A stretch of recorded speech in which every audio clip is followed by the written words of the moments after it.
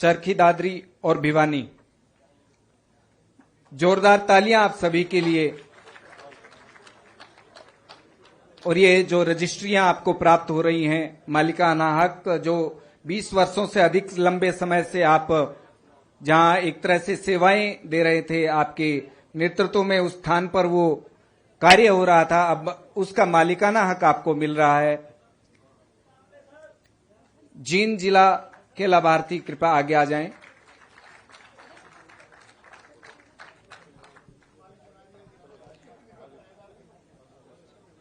आपके चेहरे मुस्कुराते हुए। मोदी जी की सरकार के 11 वर्ष पूर्ण हुए हैं, गौरवशाली 11 वर्ष। अभी एक प्रदर्शनी का भी मैंने उद्घाटन किया है। ये प्रदर्शनी एक कहानी नहीं है, ये विकास की वो गाथा है जिसमें हमारे देश के अधिकारीगण, हमारे देश के 140 करोड़ लोगों का सहयोग, उनके सहयोग से पिछले 11 वर्षों में आदरणीय मोदी जी ने इस पटकथा को लिखा है। ये भारत विकास की नई ऊंचाइयों को ये छू रहा है। उसी कड़ी में मैं आज देख रहा हूं, जब ये कन्विंस डीड, ये वितरण समारोह, मैं इसमें आया हूं क्योंकि ये पहला जो कार्यक्रम था, उस कार्यक्रम में हमने ये कन्विंस डीड वितरण करने का कार्यक्रम मेरे ख्याल सोहना में रखा था, मानेसर में रखा था, हाँ सोना मानेसर में रखा था।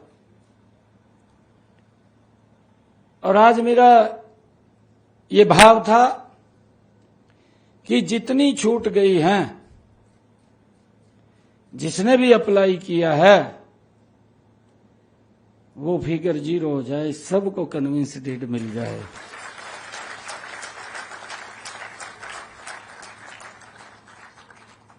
जब पिछले दिनों मैं विभाग के इस रिव्यू कर रहा था, तब मैंने कहा कि एक भी छूटनी नहीं चाहिए, मैं स्वयं ही मखा वितरण करने के लिए आऊंगा। और मुझे खुशी है कि लगभग ये सभी फिगर 0 हो जाएगी, कोई बचेगी नहीं। मैं आज आपके चेहरे पर जो चमक देख रहा हूं, जो आत्मविश्वास की झलक देख रहा हूं, वही हमारी सरकार की सबसे बड़ी पूंजी है।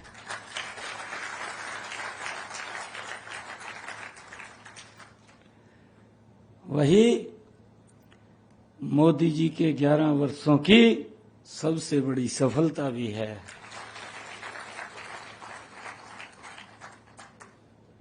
इन 11 वर्षों के अंदर अगर हम देखें,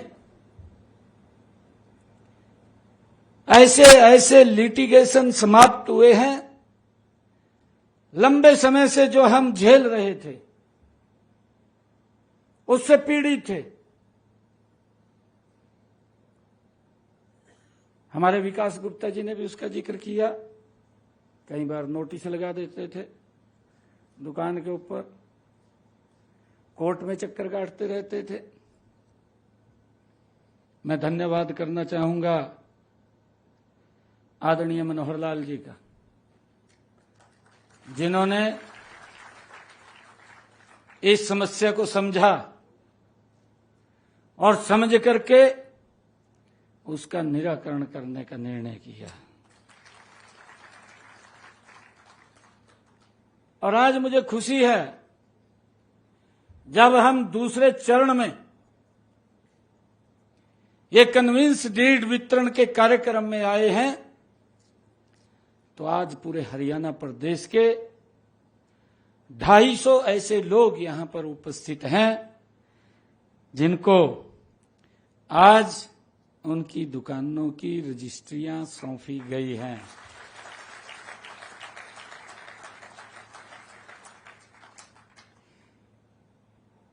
व्यक्ति के उत्साह और व्यक्ति के मनोबल में, अगर वो किराए में बैठा है कुछ और उत्साह होता है, और जब वो अपने में बैठा है तो सर ऊंचा करके बैठता है, कोई दिक्कत नहीं। ये उत्साह और जोश होता है। और हमने लगातार, ये सरकार आम व्यक्ति को, उसके जीवन को कैसे सरल और सुगम किया जाए, ये पटकथा पिछले 11 वर्षों में आदरणीय नरेंद्र मोदी जी के नेतृत्व में ये डबल इंजन की सरकारों ने लिखी है। मुझे ये भी खुशी है बताते हुए आप लोगों को, आदरणीय मोदी जी ने एक योजनाबद्ध तरीके से इन पिछले 11 वर्षों में कि हर व्यक्ति की सर के ऊपर अपनी छत हो, उसका मकान होता है तो उसका हौसला ही कुछ और होता है। एक योजनाबद्ध तरीके से आदरणीय नरेंद्र मोदी जी ने देश के 4 करोड़ भाई और बहनों के सर के ऊपर छत देने का काम किया है। 4 करोड़। अभी ये पिछला बजट आया था, इस बजट को भी आदरणीय प्रधानमंत्री जी ने मेरे ख्याल पिछले से 5 गुना ज्यादा बढ़ाने का काम ये प्रधानमंत्री आवास योजना के अंदर किया है, और उसी सोच के आधार पर किया है कि कोई भी सर बिना छत के ना रहे, हर व्यक्ति के सर के ऊपर छत होनी चाहिए। और मुझे बताते हुए खुशी हो रही है, अभी ये विधानसभा का सत्र चल रहा था, इस विधानसभा के सत्र में मैंने कहा कि हमारे हरियाणा के ऐसे कितने पात्र लोग हैं जिन्होंने एप्लीकेशन इसमें अपनी रजिस्टर्ड की हुई है। ऐसे 70,000 के करीब लोग थे। और मुझे खुशी है कि मैंने उसी विधानसभा के सत्र में ही 36,000 लोगों के खाते में 151 करोड़ रुपया प्रधानमंत्री आवास योजना का पहुंचाने का काम किया है। हमने कहा इसको भी जीरो करिए, आगे के लिए रजिस्ट्रेशन खोलिए। अगर कोई व्यक्ति जिसके पास अपना मकान नहीं है वो उसके अंदर रजिस्ट्रेशन कर सकता है, और हमारे अधिकारी उसको वेरीफाई करके उसके सर के ऊपर छत देना, जो हमारी सरकार का कमिटमेंट है भाइयों, उसको पूरा करने का हम काम कर रहे हैं। आप लोग देखेंगे कि इन्हीं 11 वर्षों के अंदर एक निर्णय और बड़ा किया। ये निर्णय था कि गांव के अंदर जो लाल डोरा की जमीन थी वहां भी व्यक्ति बैठा था, मालिक नहीं था, कुछ कर नहीं सकता था, परंतु एक योजना, स्वामित्व योजना देश के यशस्वी प्रधानमंत्री नरेंद्र मोदी जी ने बना करके आज देश के अंदर उस लाल डोरा जमीन को, लोगों को जो वहां बैठे थे उनको मालिकाना हक देने का काम, स्वामित्व कार्ड दे करके बनाने का काम किया है। क्यों, कुछ भी कर सकते हैं, अपने काम को आगे बढ़ा सकते हैं। ये सोच अगर किसी की है तो देश के प्रधानमंत्री डबल इंजन सरकार की है। भाइयों, हमें खुशी है इस बात की। अभी हमने एक और निर्णय किया। हमने ये निर्णय किया, अभी अपने संकल्प पत्र में भी हमने बोला था, हमने कहा था लंबे समय से जो पट्टेदार किसान था, वो काश्त कर रहा था, परंतु मालिकाना हक नहीं था। क्योंकि जब कई लोग तो पार्टीशन के बाद पाकिस्तान से आए, सरकार ने उनको जमीन लौट कर दिया, वो नाम नहीं हो पाई, परंतु लंबे समय से वो उसको ऊपर काश्त कर रहे थे और उनके ऊपर एक कानूनी तलवार भी लटकी रहती थी, पता नहीं क्या होगा क्या नहीं होगा। परंतु ये निर्णय भी हमारी सरकार ने किया है कि ऐसे पट्टेदार किसानों को हमने अब मालिकाना हक देने का काम ये हमारी सरकार ने किया है। हमने एक और लिटिगेशन को इसके साथ समाप्त किया है। जैसे आज आपके साथ ये रजिस्ट्री वितरण के कार्यक्रम के अंदर कि आप 20 वर्ष से उस दुकान के ऊपर बैठे थे, जिन लोगों को 20 वर्ष हो गए थे उनको मालिकाना हक दिया है। इसी प्रकार से गांव के अंदर जो पंचायत भूमि के ऊपर जिसने अपना मकान बना लिया था और वो भी लिटिगेशन के अंदर था, उसके ऊपर भी कानूनी तलवार लटकी रहती थी। गांव के अंदर कोई ना कोई दिक्कतें आ जाती हैं, दरखास्त दे आता था जाकर के कोर्ट में, कोर्ट आदेश कर देता था कि मकान गिर दो, मकान गिर जाते थे। जब कोर्ट का आदेश आता था तो हम भी कुछ नहीं कर पाते थे, क्योंकि कोर्ट के आदेश का सरकार की जिम्मेवारी होती है कि उसका 100% पालन हो। हमारे सामने भी बड़ी दिक्कतें खड़ी हो जाती थी, गांव के गांव इकट्ठे होकर के आते थे कि कुछ किया जाए, रोका जाए, मकान गिर रहे हैं। परंतु इसका भी समाधान किया है।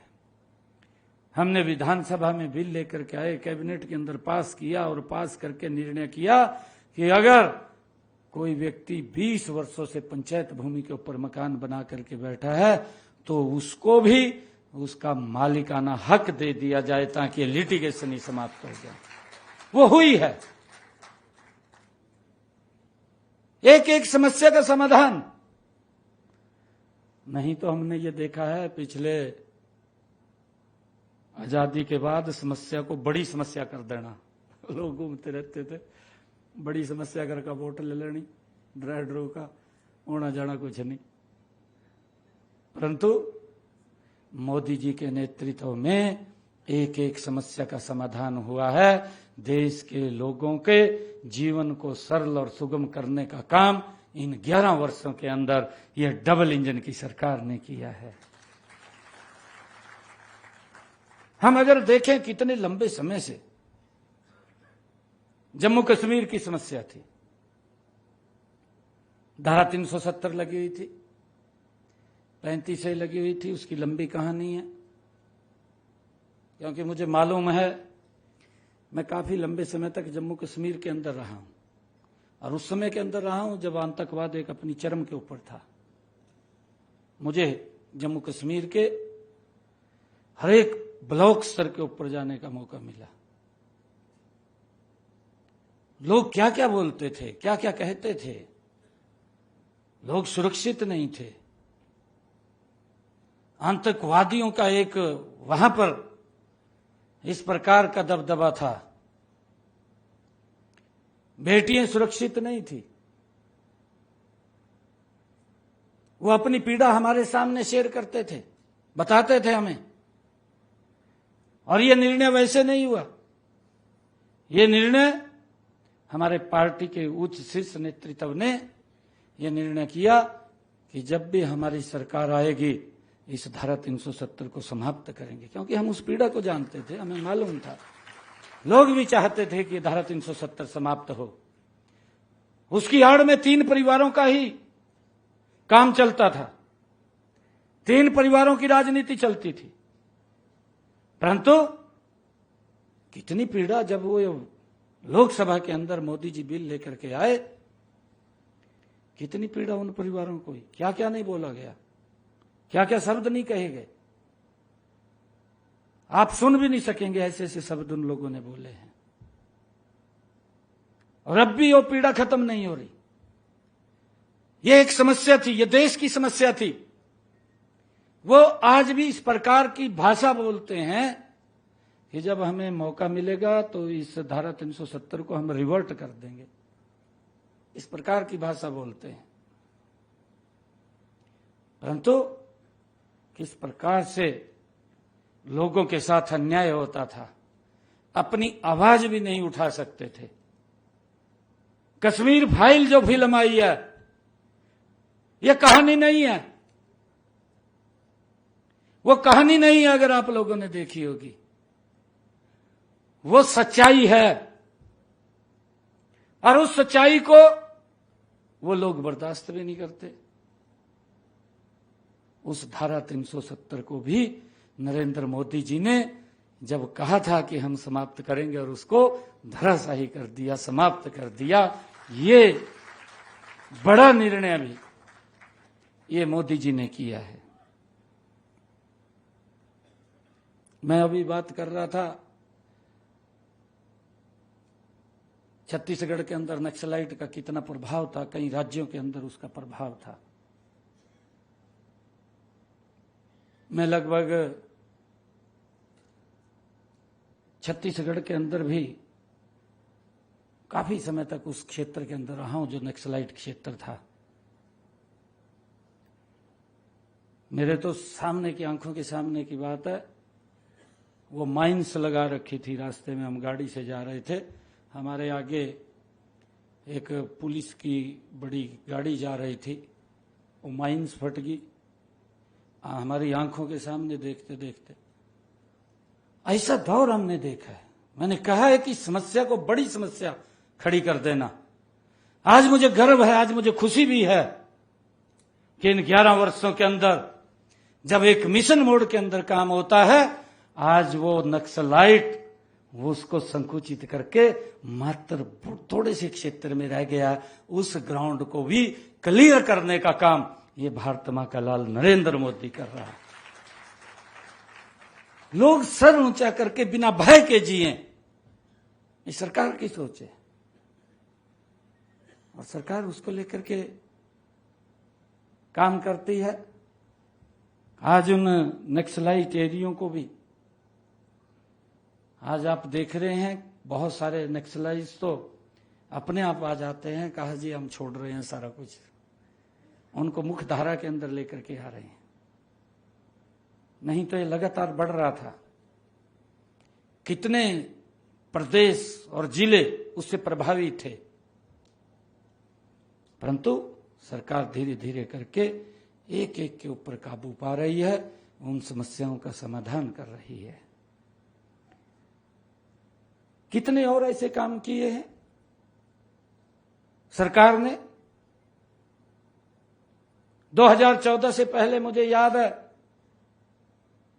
माताओं को, बहनों को शाम को सूरज ढलने का इंतजार करते रहते थे, परंतु नहीं सोचा गया उस बारे में। अगर किसी ने सोचा है तो नरेंद्र मोदी जी ने सोचा है। आज मुझे खुशी है कि आज हर घर के अंदर शौचालय बना करके सबसे बड़ा सम्मान माताओं बहनों को देने का काम वो नरेंद्र मोदी जी ने किया। उनका सम्मान बढ़ाने का काम किया है, उनकी इज्जत को बढ़ाने का काम किया है। परंतु आज भी कुछ बोलते रहते हैं, नेता कहा कुछ नहीं कराया भाई, भाई नहीं कुछ कराया, तो देख तो ले भी क्या हो रहा पता नहीं लगता उनको। आप सोचिए, 55 करोड़ लोग भारत के आजादी के बाद उनको बैंक में जाने का अधिकार नहीं था। आपको मालूम है, अगर किसी गरीब व्यक्ति को आवश्यकता पड़ जाती थी कि मैंने बैंक में खाता खुलवाना है, उसका खाता नहीं खुलता था। उसको बोला जाता था कि जिन लोगों के बैंक में खाते हैं साइन करा करके लेकर के आओ, और जो जिसका खाता हुआ था बैंक में जब जो पता चल जाता भी भाई इसका खाता नहीं, और गरीब आदमी आयो, साइन नहीं करता था। अरे कितना अपमान होता था गरीब व्यक्ति का। आप सोचिए, उसका खाता नहीं खुलता था। 55 करोड़ लोग थे, मोदी जी ने आकर के जनधन योजना लेकर के आए और उन 55 करोड़ लोगों को सीधा बैंक के साथ जोड़ने का काम किया और जितनी योजनाएं चल रही हैं उनको उस खाते के साथ अटैच कर दिया। खाली खाता नहीं खुला। उन्होंने तो उस टाइम उसका विरोध किया, ये भी पूछने का काम किया, कहा मोदी जी इन खातों में पैसा कौन डालेगा, का खलवाए तो दिए। ये बात कही गई। भाई आज मेरे पास फिगर तो है नहीं है, परंतु मैं उन लोगों को आज ये कहना चाहता हूं कि उन 55 करोड़ खातों को देख ले, कितने हजार करोड़ रुपए उनके अंदर जमा है, ये आपको पता चल जाएगा। आप देख लीजिए उसको। मेरे पास फिगर नहीं है अभी। किसी ने 1000 रुपया जमा किया, किसी ने 2000 किया, किसी ने 20,000 किया, किसी ने 50,000 किया। उन्होंने उसके अंदर छोटी बचत करके अपने पैसे को उन खातों में जमा किया, क्योंकि उसको अवसर मिला है। जब किसी को अवसर मिलता है तो उसके अंदर वो अपनी बचत को कंट्रोल करता है। ये सम्मान बड़ा है। आप ये देखिए, इन 11 वर्षों के अंदर आज तक इस प्रकार की कोई नीति योजना नहीं थी। 2014 से पहले की मैं कई बार बताता हूं, क्योंकि मैं जब नारायणगढ़ से विधायक था, मेरे ध्यान में मेरे ख्याल से उसके बाद मनोहर लाल जी ने अपनी कैबिनेट में ले लिया मेरे को। मैं उनके साथ मंत्री के रूप में काम कर रहा था। मेरे हलके का एक व्यक्ति यहां पंचकुला आया, मेरे ध्यान में है, तो मेरे को कहने लगा, मंत्री जी कहा आपसे बात करनी है। मैं व्यस्त रहता हूं। मैंने कहा बताइए क्या बात है। कहा नहीं, मैं आपसे कोई बात करना चाहता हूं, शेयर करनी है बात। मैंने कहा बताइए क्या बात है।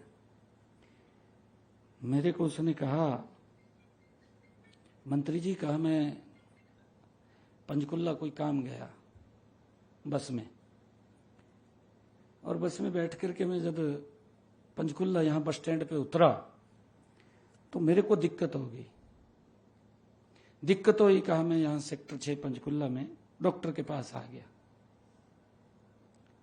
डॉक्टर के पास आया तो मैंने डॉक्टर को कहा कि मेरे को दिक्कत है। कहा, उसने चेक किया और चेक करके मेरे को कहने लगा, डॉक्टर भी आपको तो अभी एडमिट होना पड़ेगा।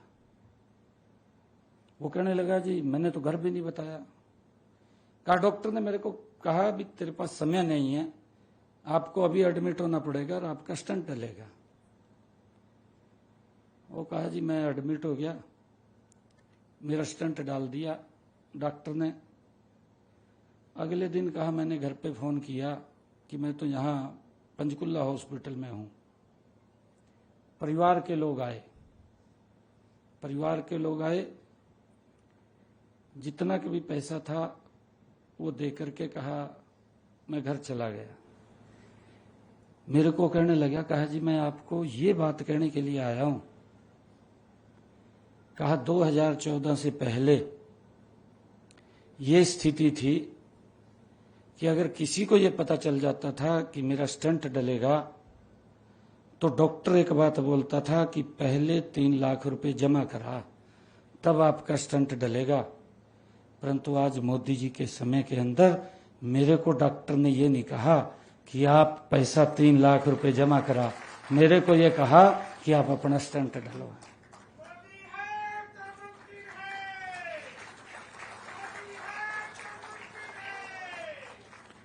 भाइयों, गरीब व्यक्ति को किस प्रकार से सशक्त और मजबूत करने का काम आदरणीय मोदी जी ने विभिन्न योजनाएं चला करके कर रहे हैं। आज गरीब व्यक्ति के चेहरे के ऊपर मुस्कान है। यह छोटी बात नहीं है। गरीब व्यक्ति अपना बीमा नहीं करा सकता था, पता है आप सबको। प्रधानमंत्री बीमा योजना 12 रुपए में दिया। यहां व्यक्ति, गरीब व्यक्ति भी कम से कम परिवार तो सुरक्षित रहे अगर कोई घटनाक्रम हो जाए। प्रधानमंत्री जी ने प्रधानमंत्री बीमा योजना लेकर के आए, गरीब के लिए लेकर के आए। अभी हमारे मेयर साहब बता रहे थे कि हमारे यहां से दुकानों में आग लग गई, मनोहर लाल जी थे ना, मुझे ध्यान में है, जब मनोहर लाल जी यहां से देखने के लिए आए तभी वो घोषणा करके गए कि हम इनको नई बना करके देंगे। नई दुकानें बना करके दी, पूरा बाजार है, आप देखेंगे पंचकुला के अंदर जाकर के। गरीब व्यक्ति को कैसे सशक्त और मजबूत किया जाए। नहीं बोलने ने तो कुछ भी बोल दो, कहने ने तो कुछ भी कह दो, परंतु व्यक्ति जब काम करता है, काम नहीं करता जब वो इंप्लीमेंट होता है। जितनी खुशी आज आपको एक कन्वेंस डीड मिली है, इस कन्वेंस डीड की जितनी खुशी आपको है, आपके चेहरे पर जितनी मुस्कान है, उससे ज्यादा मुस्कान, उससे ज्यादा हमें हमारे दिल को वो सुकून मिला है कि आपका एक लिटिगेशन समाप्त हुआ है। आपको चक्कर काटने की अब कहीं जरूरत नहीं है। ये कागज का टुकड़ा नहीं है जो आज कन्विंस डीड दिया, ये कागज का टुकड़ा नहीं है, ये आपके सपनों का एक भंडार है।